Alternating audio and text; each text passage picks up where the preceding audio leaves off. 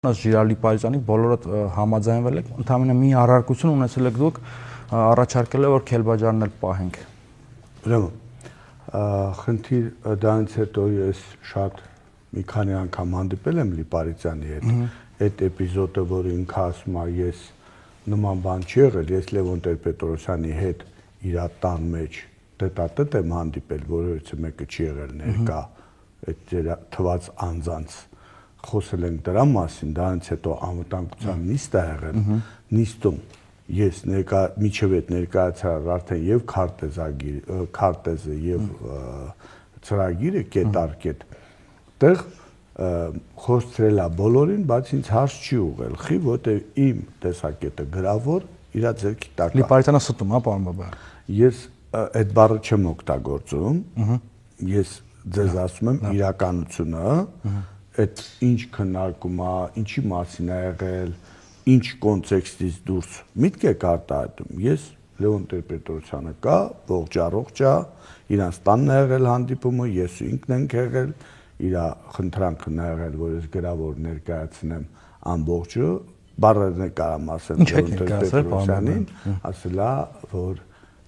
Սամո ջան, ես տենց էլ չեմ կարող ձեր ղարաբաղցիներին հասկանամ, տարբեր բաներ են ասում, կարա գրավոր ինձ տակ, ինչա, ես գրավոր ներկայացրել եմ Արցախը անկախ 8000 տարածքի վրա, 8000 քառակուսի կիլոմետր։ Այդ փաստաթուղթը հրապարակվել է, կարակ ձեր ընկերներից լրատվական դաշտից ուզեք, կետարկետ գրած, ծանոթացեք դրան եւ դա այդ քարտեզին, որը հիմք է հանդիսանում, կարամ ես ձեզ արխիվային փաստաթղթեր տամ, որտեղ 21 թվականին 21-ից 23 թվականը սովետական միությունը ուզում է ստեղծի ավտոնոմ բանը, մարզը եւ այդ 8000 տարածքը նշում է կոնկրետ շրջանում։ Դա ներկայացրեցիք Տեր-Պետրոսյանը ինչ ասեց։ Ոչ մի բան չասեց, ընդունեց եւ վերջ հետո նիստ անցկացրեց անվտանգության նոյեմբերին,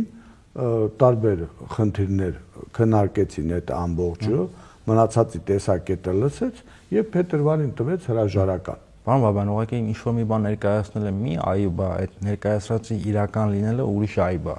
Դե նույնց եմ ձեզ։ Հիմա կարանք նաեւ Սևրի պայմանագրի քարտեզ ներկայացնենք։ Դուք ճիշտ եք, դուք լրիվ ճիշտ եք, քանի որ ձեր մտածելակերպն է ձև, այսօր դուք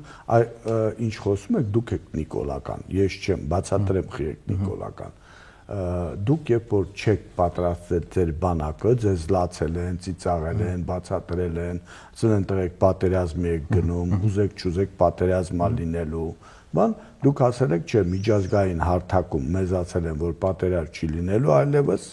ճիշտ է, եւ գարանտ են կանգնել գերտերությունները, մենք կարանք արխային թալանենք, ուտենք, կայֆավատանենք։ Արել եք, հասել եք դրան, հետո էլ որ պարտվել եք, հիմի ուզում եք գցեք ուրիշի ջեփ, ասում եք ռուսն է մեղավոր, մեկ, հետո ասում եք դե գիտեք, մեզ գործող իշխանությունը, էմի իշխանությունը, սա գցում է հինի վրա, հինը գցում է իրա վրա եւ այլ, բայց չեք ուզում ինձ նման ասեք, որ բոլորդ մեղավոր եք, որտեղ դուք գիտակցելով, որ ձեր բանակը պետք է հզորացնեք, պաշտպանված լինեք, դեռ պատերազմ լինեք։ Այդ ինչքան պետք է հզորացնեին, պարոն Բաբայան, որ ամբողջ աշխարհին դիմադրեին։